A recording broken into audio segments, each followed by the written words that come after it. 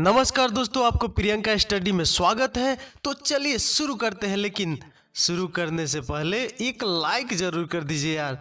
तो चलिए शुरू करते हैं। दोस्तों, एक था कुम्हार और एक थी कुम्हारिन।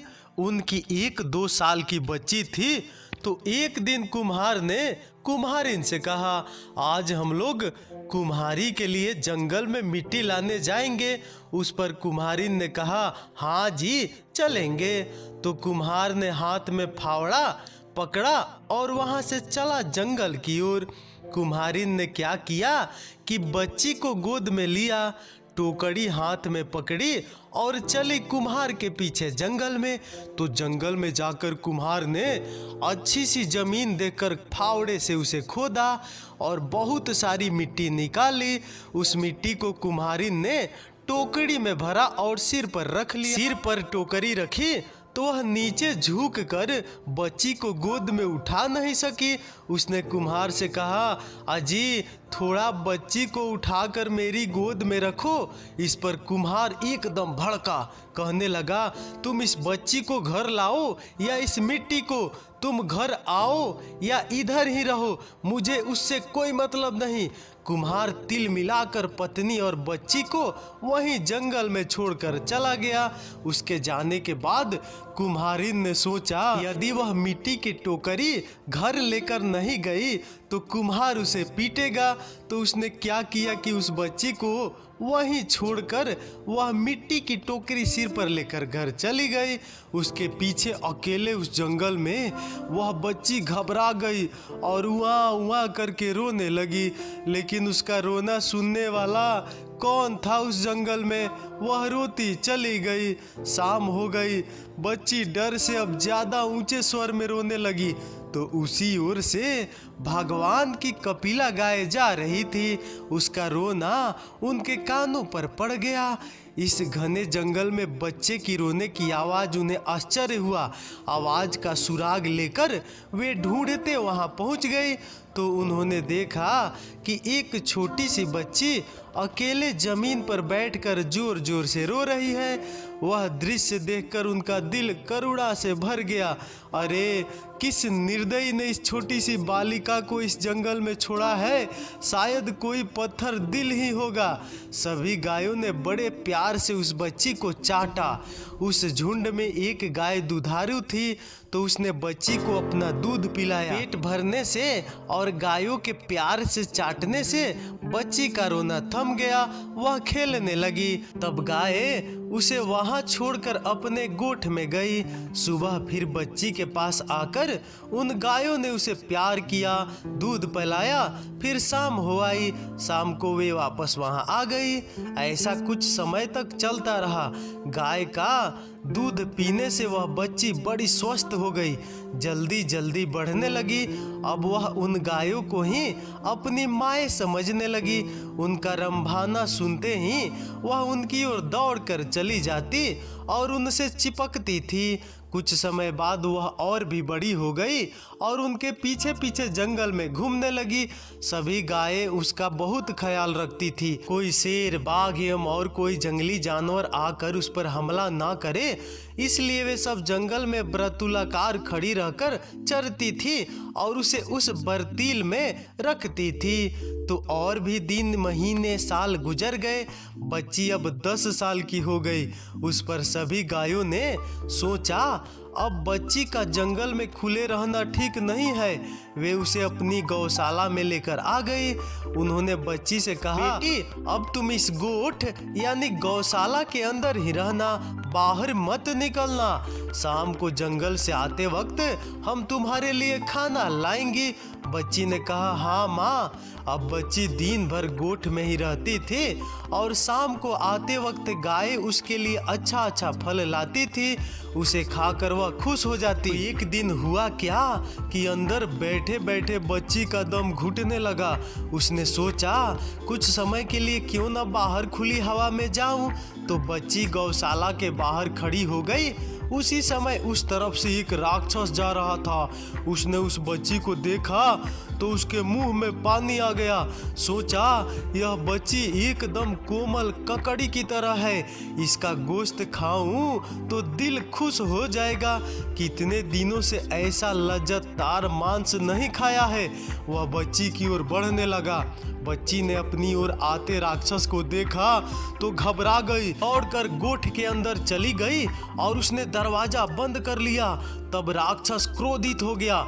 फिर भी मृदु आवाज में उसने बच्ची से कहा, मेरी लाडो बेटी जरा दरवाजा खोल दे। तो उस गोठ के नजदीक एक आम का पेड़ था। उस पेड़ ने कहा, अरे नहीं नहीं बेटी, दरवाजा नहीं खोलना, राक्षस तुझे खा जाएगा। पेड़ के ऐसा कहने पर राक्षस को गुस्सा आ गया। वह दौड़कर उस पेड़ के पास गया और पेड़ पर जोर से एक लात लगाई। पेड़ टूटकर नीचे गिर पड़ा। उसकी टहनियां इधर उधर बिखर गई। फिर वह वापस गोठ के दरवाजे के पास गया और उसने बच्ची को आवाज दी, मेरी प्यारी लाडो जरा दरवाजा खोल दे। तो गोठ के नजदीक एक नारियल का पेड़ था। उस पेड़ ने कहा, नहीं नहीं बेटी, दरवाजा मत खोलना, राक्षस तुझे खा जाएगा। बच्ची ने दरवाजा नहीं खोला तो राक्षस गुस्से से आग बबूला हो गया। दौड़कर उसने उस नारियल के पेड़ पर 2-4 लातें मार दी और उसे जमीन पर गिरा दिया। अब तीसरी बार दरवाजे के पास जाकर उसने कहा, मेरी प्यारी लाडो जरा दरवाजा खोल दे। तो उस गोठ के नजदीक एक अंबाड़ी का पेड़ था। उस पेड़ ने कहा, नहीं नहीं बेटी, दरवाजा मत खोलना, राक्षस तुझे खा जाएगा। अब राक्षस मानो जल भून कर राख हो गया। वह उस अंबाड़ी के पेड़ पर लात मारने वाला ही था। इतने में उसे ख्याल आ गया कि अंधेरा छाने लगा है और गायों के गोठ में वापस आने का वक्त हो गया है। उसने सोचा, यदि गाय आ गई तो मैं मुसीबत में पड़ सकता हूँ। अक्लमंदी इसी में है कि मैं यहाँ से भाग जाऊं, लेकिन दूसरे दिन वापस आकर लड़की को खाने का मन में मसूबा रखकर राक्षस वहां से चला गया। राक्षस के जाने के थोड़ी देर बाद गाय वहां आ गई। आते ही उनकी नाकों ने राक्षस के शरीर की गंध सूंघ ली। गोठ के बाहर उसके पांव की निशानियां भी उन्होंने देखी। तो यहाँ कोई राक्षस आया हुआ है, इसका उन्हें यकीन हो गया। वे डर गई। हे भगवान, हमारी बच्ची सुरक्षित हो। सभी गाय दौड़ते हुए गोठ के दरवाजे के पास पहुंची। उनके पहुंचने से दरवाजा अपने आप खुल गया। सब एकदम अंदर घुसी तो उनको बच्ची अंदर दिखाई नहीं दी। वे सब व्याकुलता से हम्मा हम्मा करके उसे ढूंढने लगी। ढूंढने के बाद बच्ची एक कोने में सहमी हुई रोती उन्होंने देखी। तो गाय दौड़कर उनके पास गई, उसे चाटा और पूछा, बोलो बेटी क्या हुआ, किसने डराया तुझे? बच्ची ने सब बात बता दी। सुनकर वे सब क्रोधित हो गई। उस राक्षस की यह हिम्मत हमारी बेटी को खाने आए। ठहर, कल सिखाएंगे उसे सबक। दूसरे दिन सुबह एक भी गाय चरने जंगल नहीं गई, सब छुपकर गोठ में रही। इधर राक्षस ने क्या किया कि सुबह उठकर मुंह धोया, दांत मंजन करके उनको शान से तेज किया और बच्ची का गोश्त खाने का ख्याल पुलाव मन में पकाकर वह कपिला गायों के उसी गौशाला के पास आ गया। आकर उसने पहले की तरह मीठे स्वर में ही कहा, लाडो बेटी जरा दरवाजा खोल दे। तो अंबाड़ी के पेड़ ने कहा, नहीं नहीं बेटी, दरवाजा मत खोलना, राक्षस तुझे खा जाएगा। राक्षस ने दौड़कर उसके तने पर गुस्से से 4-5 लातें मारी तो उसका तना टूटकर उसके टुकड़े टुकड़े हो गए। इस तरह राक्षस ने गोठ के आसपास के सब पेड़ तोड़ डाले। आखिर में उसे रोकने वाला एक भी पेड़ नहीं बचा तो दरवाजा तोड़कर वह गोठ के अंदर घुसा। इधर वह अंदर घुसा तो उधर सभी गायें उसके अंदर आने की राह देख रही थी। उसके अंदर पांव रखते ही जो गाय बच्ची को दूध पिलाती थी उसने अपने सींग से उस पर हमला किया। बाद में दूसरी ने, तीसरी ने, ऐसा करके सभी गायों ने मिलकर उसकी कमर तोड़ी, हाथ पैर तोड़े और उसको जख्मी करके दूर जंगल में फेंक दिया। जख्मी राक्षस ने सोचा, सिर सलामत तो पगड़ी 50। इसके बाद जीवन में कभी किसी बच्ची का गोश्त खाने की इच्छा नहीं रखूंगा। इधर राक्षस को सबक सिखाकर गायों ने बच्ची से कहा, बेटी अब कोई राक्षस तुझे सताने यहाँ नहीं आएगा, तुम निर्भय रहो। तो और कुछ दिन सुख शांति से बीत गए। अब बच्ची नहीं रही, एक सुंदर सी कन्या बन गई थी। अब उसका डर भी कम हो गया। गायों के जंगल में चरने के लिए जाने के बाद वह गोठ के बाहर निकलती, झरने पर जाकर स्नान करती, पंछियों का संगीत सुनती, पेड़ लताओं पर खिले सुंदर से फूल तोड़ती और उन्हें बालों में लगाती।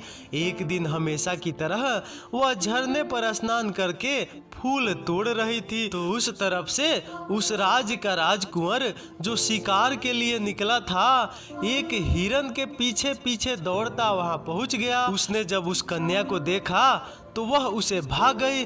उसने कन्या से बात करने का प्रयत्न किया तो कन्या दौड़कर गौशाला में घुस गई और दरवाजा बंद कर लिया। राजकुंवर पहली ही नजर में उस कन्या से प्यार करने लगा। वह अपने घर गया और अपनी माता को उसने अपने प्यार की बात बताई। राजमाता ने वह बात राजा को बताई तो राजा ने कहा, ठीक है, जैसी पुत्र की इच्छा, यदि उसे वह कन्या पसंद है तो उसके साथ ही उसकी शादी करेंगे। राजा ने तुरंत प्रधान को आदेश दिया कि कुछ सिपाही साथ में लेकर उस वन में जाओ और उस कन्या को राजमहल में लेकर आओ। राजा के आदेशानुसार प्रधान कुछ सिपाही साथ में लेकर गया और कन्या के साथ में लेकर राजमहल आ गया। कन्या की सुंदरता देखकर राजा और रानी दोनों ही प्रभावित हो गए। अपने पुत्र की पसंद की उन्होंने प्रशंसा की। रानी ने तुरंत ही दासियों से कहकर कन्या को सुगंधित तेल और उबटन लगाकर नहलाया, उसे पहनने को अच्छे कपड़े दिए, उसे अलंकार पहनाए, उसके बाल बनाए।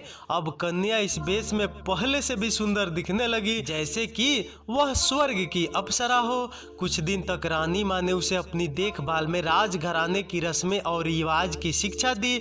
जब वह पूरी तरह राजघराने की बहू बनने योग्य हुई तो राजकुंवर और उसकी बड़ी धूमधाम से विवाह किया गया। तो वह कुम्हार की लड़की अब राजा की बहू बन गई। उसके पास अब सारा सुख चैन था, पहनने के लिए अच्छे वस्त्र थे, हीरे जवाहरात थे, नौकर चाकर थे, प्यार करने वाला पति और सास ससुर थे। लेकिन वह खुश नहीं थी, उसे अपने गौ माताओं की बहुत याद आती थी, इसलिए सारा सुख होते हुए भी वह दुखी थी। राजकुंवर के ध्यान में वह बात आ गई।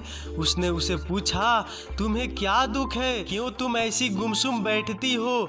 उसने कहा, मुझे मेरी माताओं के पास लेकर चलो। राजकुंवर ने पूछा, कौन है तुम्हारी माता? मेरी माताएं हैं गौवे, गाय। राजकुमार चकित हो गया। उस पर कन्या ने उसे सारी कथा सुनाई। सुनकर उसने कहा, ठीक है, मैं तुम्हारी माताओं के पास लेकर चलता हूँ। दूसरे ही दिन राजकुमार कन्या को यानी अपनी पत्नी को उस जंगल में लेकर गया तो कन्या को देखकर सब गाय दौड़कर उसके पास आ गई। कन्या भी दौड़कर उनके गले चिपक गई। गायों ने उसे ममता से चाटा, कन्या ने भी उन्हें प्यार से सहलाया। जिस कपिला गाय ने उसे अपना दूध पिलाया था उससे तो वह बहुत देर तक चिपक कर सिसकने लगी। कुछ देर के बाद गाय उठकर जंगल में चली गई और राजकुंवर अपनी पत्नी को लेकर राजमहल वापस आ गया। आते वक्त उसने एक काम किया, अपने सिपाहियों को वहां का गौशाला तोड़ने का आदेश दिया। जंगल से अपनी गौ माताओं से मिलकर आने के बाद कन्या यानी वो कुम्हार की लड़की खुशी खुशी अपने पति राजकुंवर के साथ रहने लगी। वह बहुत साल तक जीवित रही और उसके कई पुत्र पौत्र हो गए। तो दोस्तों, ये कहानी आपको कैसी लगी? प्लीज़ यार प्लीज़ एक लाइक तो कर दीजिए और कमेंट भी कर दीजिए। तो चलिए फिर अगले वीडियो मिलते हैं, तब तक बाय बाय, धन्यवाद।